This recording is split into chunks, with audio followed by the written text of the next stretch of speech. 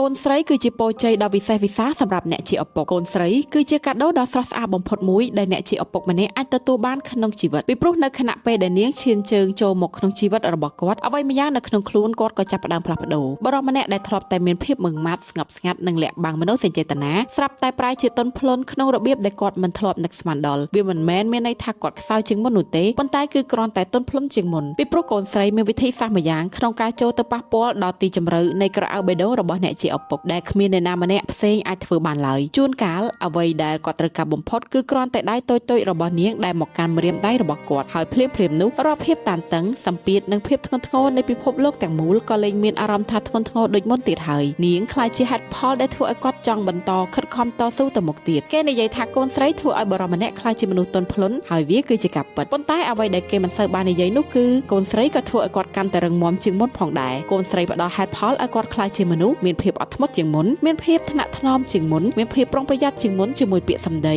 និងមានគោលបំណងច្បាស់លាស់ជាងមុនចំពោះក្តីស្រឡាញ់របស់គាត់ពីព្រោះសម្រាប់កូនស្រីឪពុកគឺជាជំរកដ៏មានសុវត្ថិភាពដំបូងគេបង្អស់ជាអ្នកការពារដំបូងនិងជាគំរូដំបូងគេបង្អស់ដែលបង្ហាញនាងឲ្យដឹងថាតើក្តីស្រឡាញ់ពិតប្រាកដមានន័យបែបណាចំពោះអ្នកជាឪពុកវិញកូនស្រីគឺជាចំណែកនៃបេះដូងដែលកំពុងដើរនៅខាងក្រៅរាងកាយរបស់គាត់ហើយសូម្បីតែនៅពេលដែលក្មេងស្រីតូចម្នាក់នោះធំដឹងក្តីក៏ដោយក៏ចំណែកមួយនៃចិត្តរបស់គាត់នៅតែមើលឃើញនាងជាក្មេងតូចម្នាក់ដែលធ្លាប់រត់មករកការអោបក្រសោបរបស់គាត់ដែលគ្មានភាពភ័យខ្លាចដដែលកូនស្រីមិនមែនគ្រាន់តែផ្លាស់ប្ដូរជីវិតរបស់ឪពុកម្នាក់នោះទេប៉ុន្តែនាងបានផ្លាស់ប្ដូរបេះដូងរបស់គាត់ជារៀងរហូត